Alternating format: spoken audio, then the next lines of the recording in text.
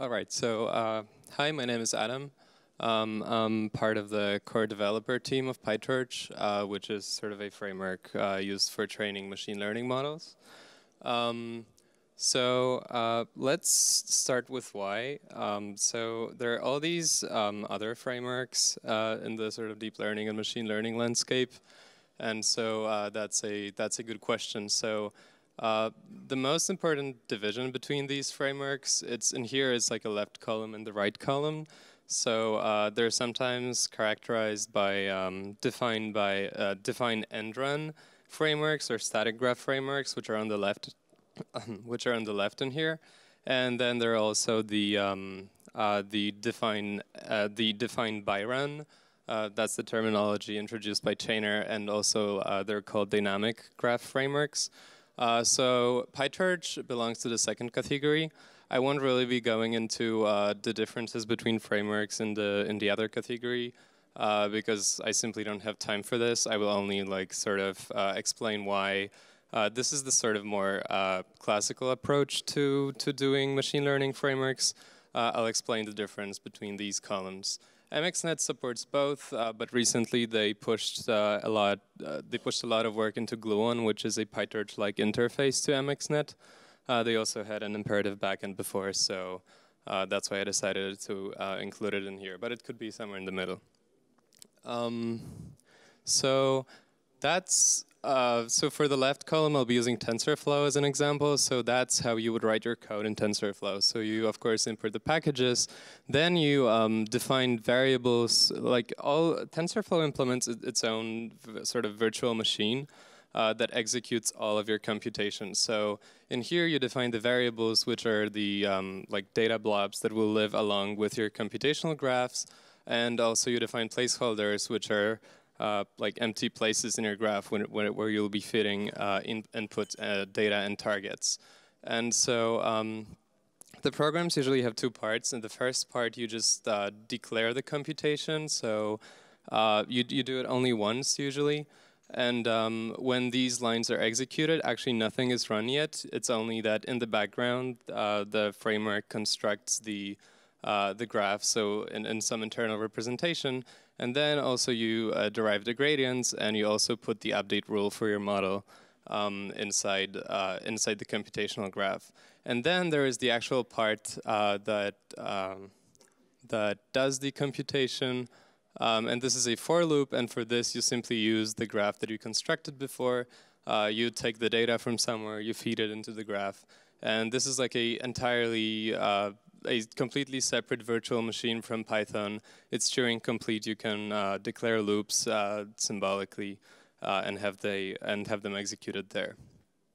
So the characteristic of these frameworks are that they have this declarative syntax, or they just construct the computation graph symbolically.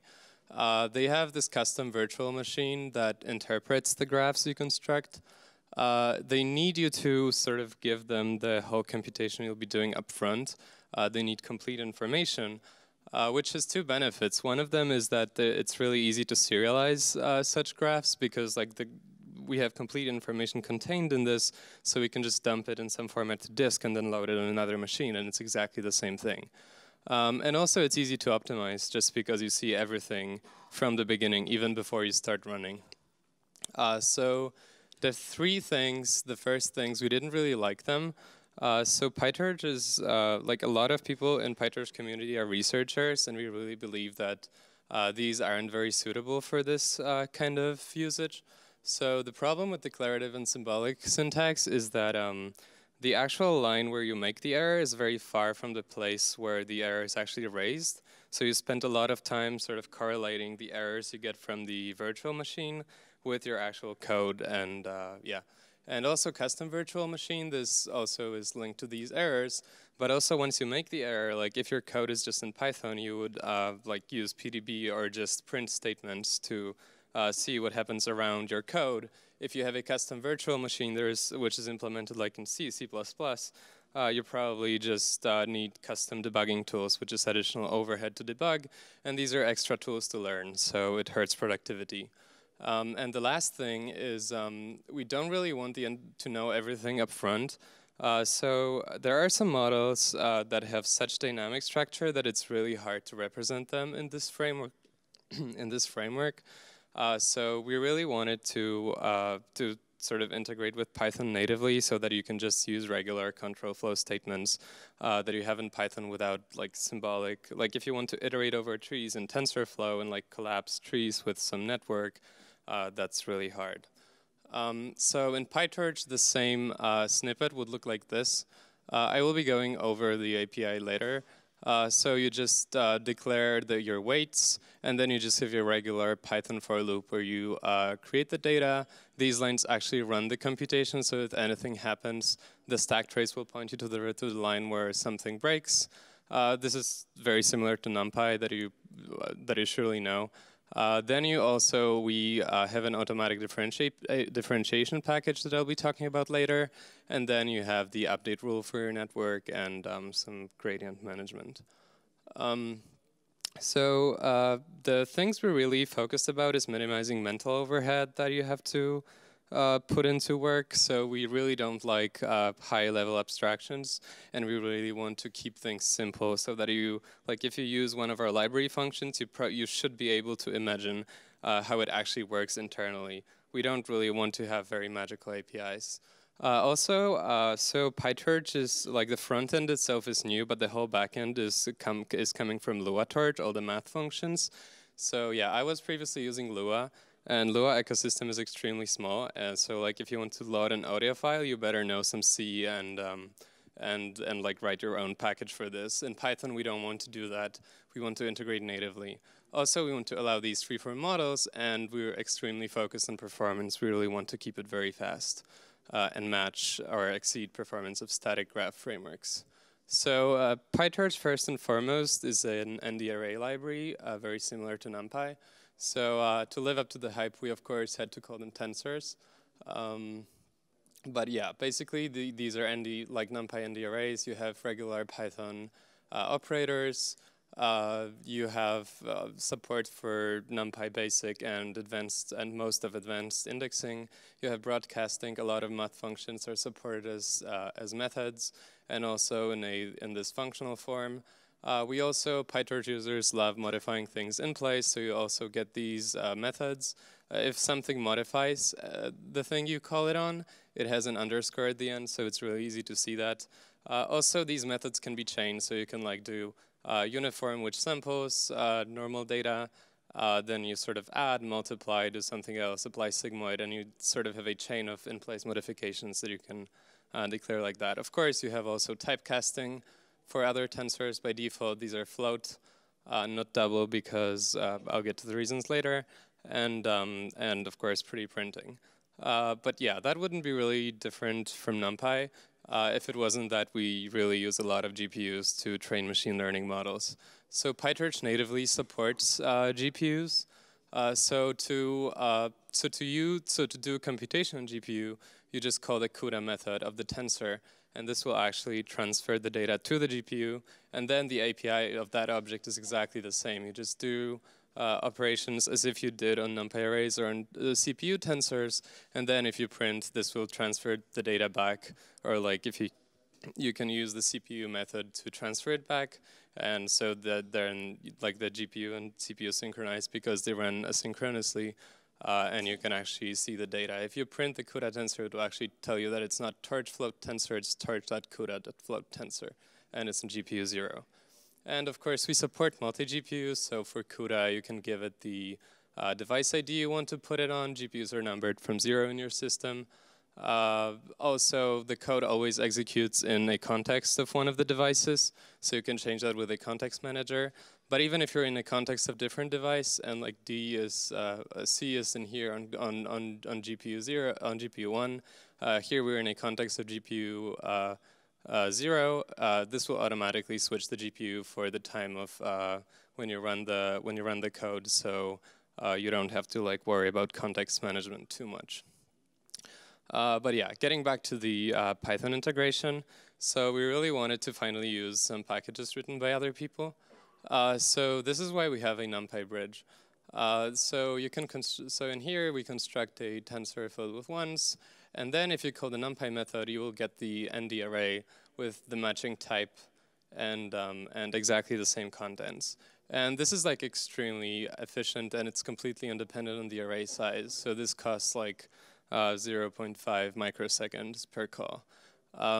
And this is because they actually share the same data. So like converting to NumPy and back, this is just a matter of like reallocating a few bytes in C that describe how to manage the memory. But the actual data is shared between the two arrays. So if you modify X with a tensor, so a torch tensor, so if you modify it, you'll see that the NumPy array will change as well. If you modify the NumPy array in place, you'll see that the tensor has changed as well. And yeah, in the other direction, you can either do torch from NumPy, which will take an arbitrary NumPy array and give you a torch tensor of appropriate type, or you can just give it to the tensor constructor, and if the types match, then they will also like reuse the same storage. Yeah, of course, NumPy doesn't have a GPU backend, so torch from NumPy always give you a CPU thing. You can convert it to CUDA tensors, and if you convert CUDA tensors to NumPy, then obviously the data has to be transferred back to CPU, so they don't no longer share storage. So usually using NumPy inside a GPU-enabled model is sort of slower. And yeah, but of course, a lot of machine learning is using gradient-based optimization. So we need an automatic differentiation package because computing gradients by yourself is too painful. So to do that, we have a variable class, which is like a box for a tensor that kind of enables automatic differentiation on it. It starts the tensor as its data attribute and also has a grad fun attribute, which is like a closure that lets us compute the gradient later. So in here, you can see that there is like a simple polynomial function. We just take this and we ask for a gradient of the output of this function. The output will be a variable, and the output variable in its grad fun will sort of have the whole history. So it will know that, you know, first a power happened on X, then independently a multiplication happened, then we added them together, and then we added 4. And this all is encoded in history of the variable that will be output in here. And yeah, so this returns you a new variable. This is because like the gradient function themselves are also usually differentiable, so you can also take higher order derivatives or like Hessian vector products or whatever you want. So this is how most training scripts look. I mean, not necessarily. This is how most scripts written in a functional form look like. Some people really like writing them in this way. So you have a function that defines your model. So you take an input and you take weights. So this will train a simple linear regression model. So you get your data and targets somehow. You declare the weights, and also this requires grad flag is important. So we really designed autograd to be extremely efficient, both in terms of memory and runtime. So there is this flag. This flag will actually propagate. So by default, when you construct a variable, it doesn't require grad because there's a lot of like input wrapping. Yeah, so like if you have your input, you probably will wrap it in a variable, and you almost never differentiate with respect to the input because you're not optimizing the input or the targets. So the default is false. So if you're declaring parameters, you have to remember to say that, yes, these are the things that you will be actually differentiating. And yeah, then you just do a regular Python for loop again. You compute the output of your model. You compute mean square error loss. You ask for the gradients. You get them, and you do optimization. And here we take the data attribute and modify it in place. We don't really want the optimization to happen inside autograd. Like you don't really want to differentiate through optimization steps, although you could have if you wanted. Some models actually do that. And yeah, but this is sort of a nicer way to write out this simple example. If you have more parameters, this will be a longer tuple. Sometimes the management becomes more annoying. I'll talk about ways of dealing with it later. In the wild, you'll probably see most scripts looking like this. So this is one way to differentiate things. You give output and you give the inputs you want to. Sorry, the inputs you want to derivatives with respect to. Or you do loss back, or you take the output and call backward on this, and this will automatically compute the derivatives with respect to everything in your graph that requires grad. And so that's sort of an easier version. The derivatives, after they're computed, they will be stored in grad attributes of variables, and they will be accumulated. So so if you do multiple backward calls, they will be summed up. So that's why at the beginning of iteration, you probably need to zero all the gradients. Then you differentiate, and then you do optimization on that. Grad is also a variable for the reasons I talked about. You can differentiate that too. But yeah, this might seem kind of annoying, but there is a good reason for that. So we have another package which is called Optim, and this actually contains most of the gradient-based optimization algorithms people care about. So you just give it the list of parameters you want it to optimize, and you also give it parameters like learning rate or some decay parameters for some moment estimates. Yeah, and this sort of manages all this state. So Atom has also like a few statistics it has to maintain. This is all contained in here. So, and also this provides you a simpler API. So this will zero the grad of all the parameters the optimizer manages. And after you call the backward, you just call step. And that's a single optimization step that it will read the gradients from the grad attributes of the variables you gave it. And so autograd is really powerful. That's sort of how you you can do arbitrary things, like you can have data-dependent control flow. That's entirely fine. You can even do in-place modifications. That's something that most automatic differentiation systems don't support. Most other frameworks also don't. This will be completely fine. Like you can fill X in this way. You can give it to the model. You can compute a loss function. If you differentiate it, row model will also get the gradients because it kind of produced something inside X. Yeah, and also now let's move into higher level helpers. So yeah, there are a lot of these neural network layers and common operations that you might be missing. So Torch has an NN package, and there are two interfaces to it. There's one that's based on NN modules, which are the objects that we introduce, and the functional interface. So also the networks you will define yourselves will subclass modules. So if you NN conv to D, NN dropout to D, and linear, which are just standard convolutional layers, fully connected layers. If you assign them, they will automatically get registered as submodules. So you can also so modules can be either simple modules like these, or they can be containers like net. And you can also nest containers to sort of build up a more complex tree structure of modules. Like for vision networks, they often have building blocks. So you kind of define the building blocks, and then you connect them in a full network. And to init, you can also, of course, pass arguments. So you can parameterize like number of layers you have, and then just assign the layers in a loop in here, and that will work just fine. And then these modules are, of course, accessible as self attributes.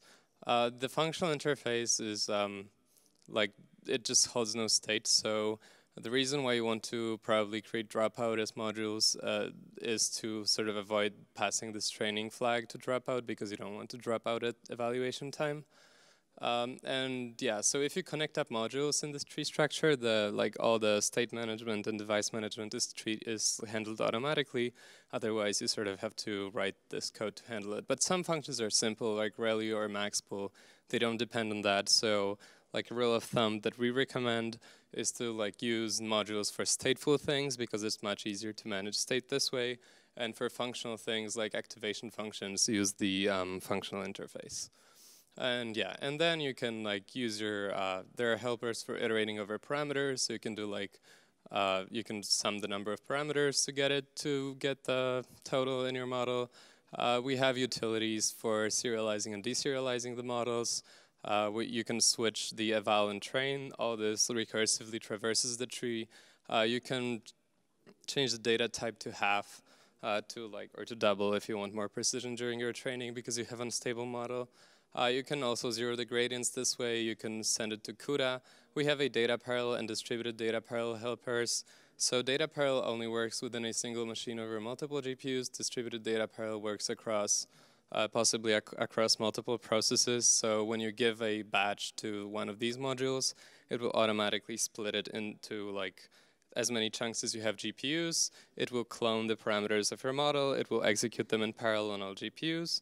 and yeah, and then concatenate the outputs and return that to you. So it's really easy to use multiple GPUs, all multiple processes, if your model fits this sort of training scheme very well, and it's very common. And yeah, another thing we're really focused on is data loading.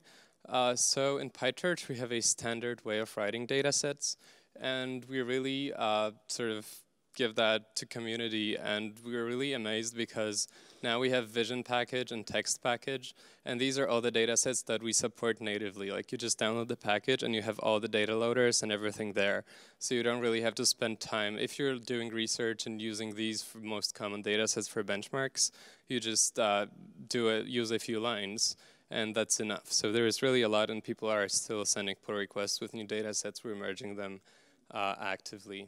And so, yeah, so if you have your training script, this is actually taken from one of our examples. So, yeah, you just like branch on one of the flags you give to your input, and you just pick different data sets. And so if they're more standard data sets like CFAR, you can even like pass a download flag. So we have also utilities that will, like, you have to say where the data is. If the data is not there, it will automatically, the first time you run it, it will download the data set for you, unpack it, and prepare so that it's, can be loaded really fast next time, so you don't even have to play with that. If it's ImageNet, it's of course closed, so you have to get it yourself and tell us where the data is. And also, you have transforms. So different data sets have also have like different characteristics. They need to be pre-processed in different ways. We also have a standard way of writing out transforms for data sets. So in here you can see that, like for ELSA, we also do the center crop, which we don't do for CFAR. And yeah, and this is like the reason why we have so many data sets. It's because it's really easy to write one. So you can think of data set as a kind of lazy list. So this is a slightly simplified MNIST class taken from our actual code. So yeah, so in the initializer, we like download and open some files. MNIST actually fits in memory, so we like preload the data, but if it was like ImageNet, we would only preload like a mapping from sort of number of sample to paths on disk to images. And then you only have to implement two things, which is get item. So that's a regular indexing operator in Python. And there is also the length operator, so we can check how many samples are there in your data set.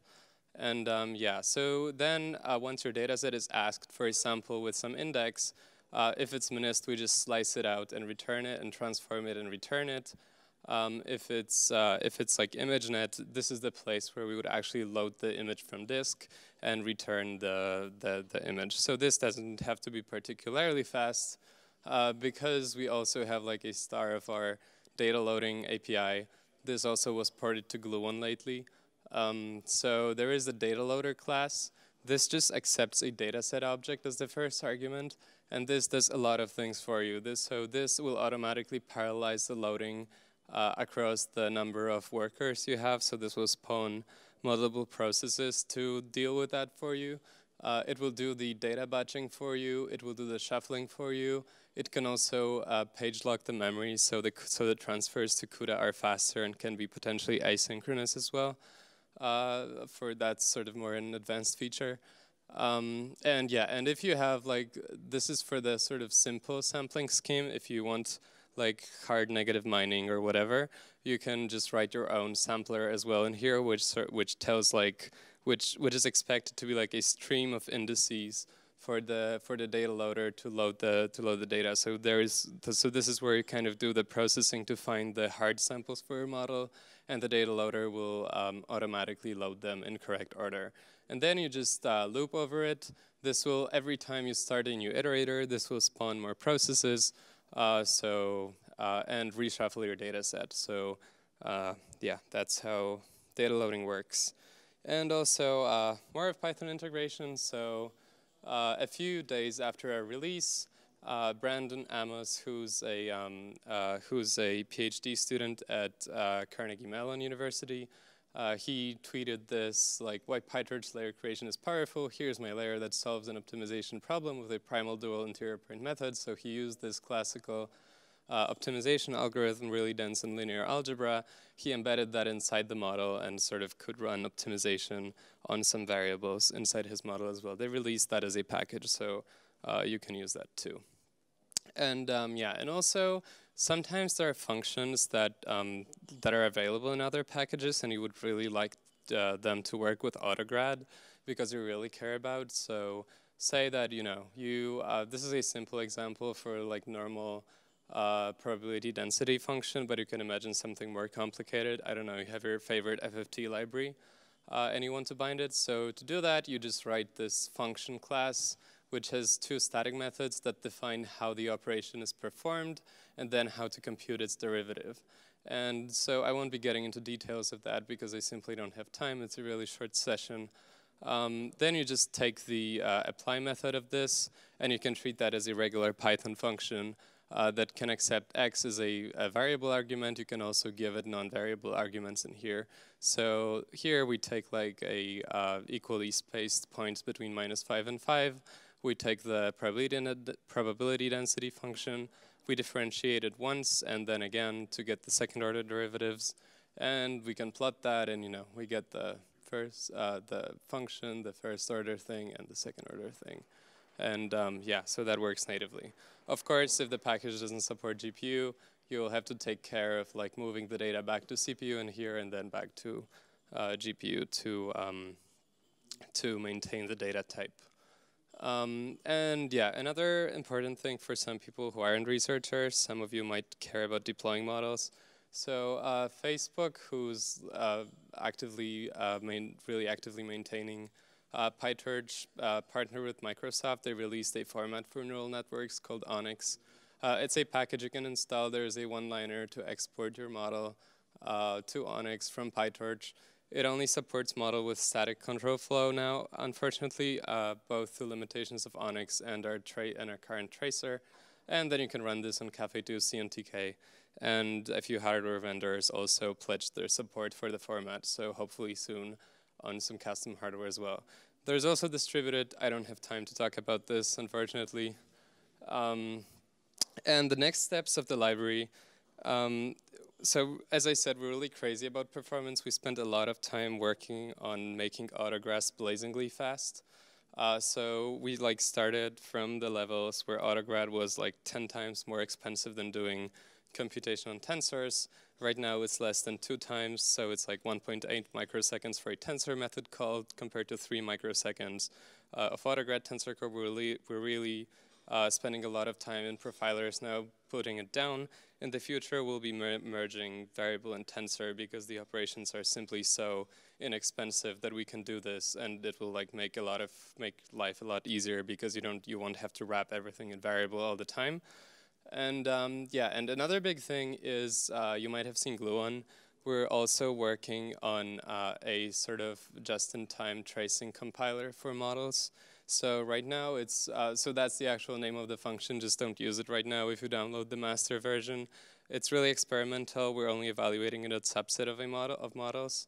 It can really, it can only handle static models right now. This is also what we use for Onyx export. We're working on adding support for control flow, so in some of the later releases, this is also going to be supported. But if you have an RNN, which is a dynamic loop, over dynamic length, you really have this inside the subgraph of the RNN cell itself, it's static, so you can just decorate the function of the RNN cell, and if you do some small modifications to LSTM cell, you no longer can use cuDNN, really fast kernels, so the perf drops sharply. But if you just add compile, we already see 2 to 3 times improvements in runtime. And yeah, so we released PyTorch in January this year. We already have 200,000 downloads. There are 1,500 community repos, some of really excellent quality. We have a lot of users on our forums, so if you have any questions, just go there. We can't really answer to everything, but there are some users who help us a lot. And we have nearly 300 contributors. And also, this, of course, is a group effort. So there is a large team, core team from Facebook. Twitter is also actively maintaining parts. NVIDIA is helping us a lot. They're also using this. Salesforce. has a lot of their internal things based on PyTorch. It's also used at a lot of universities to do research on neural network models. And yeah, all right, so that's everything I have. So thanks to all the people who write it, thanks to all of you for listening. I also have a bunch of PyTorch stickers, so if you want that, just catch me after the talk, and I'll be giving them out. All right, thank you.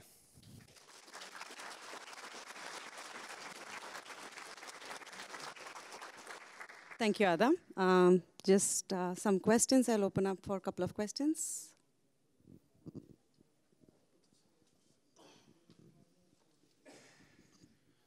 So there's a cool trick I just saw where you can get like SciPy stuff and you can put that in and it'll just work. If you do that, but you also want the CUDA support, what are the limitations there?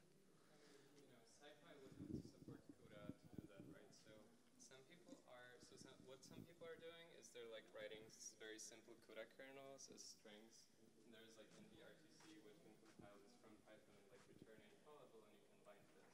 Like, you know, we can't bind CPU libraries to run on CUDA. Like, that's impossible. If you have a CUDA library, of course you can bind it this way. Like, you can get the data pointer for the GPU data from the tensor and pass this to the library, like wrap it in some way.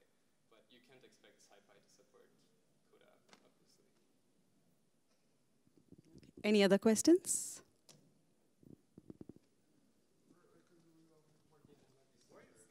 Why did you?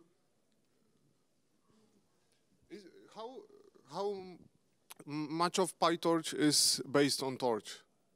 So all this C, like a lot of the C code, math kernels, CUDA kernels, all the C libraries are coming from Torch.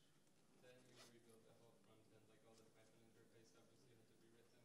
And AutoGAD is also a brand new package that we had to write to support it. Torch had a more rigid execution model. It still didn't have a VM, it still like ran in Lua, but sort of defining the network structure in the VM was really painful.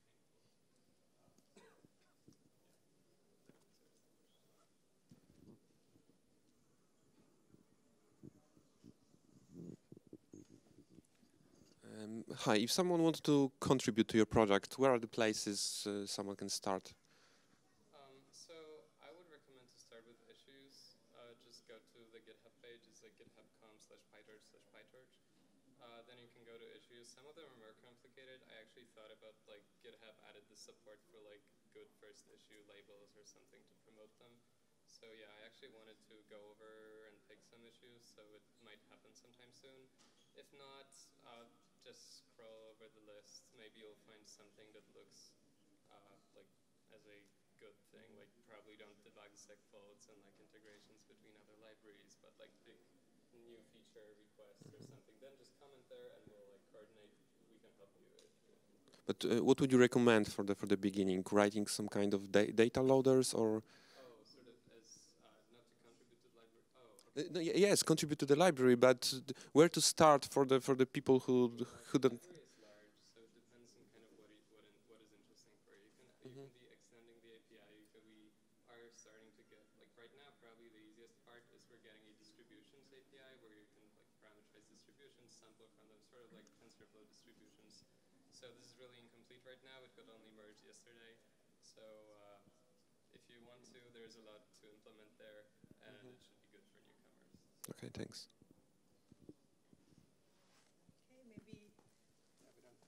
I don't think we have time, so maybe you can catch offline. Thank you very much.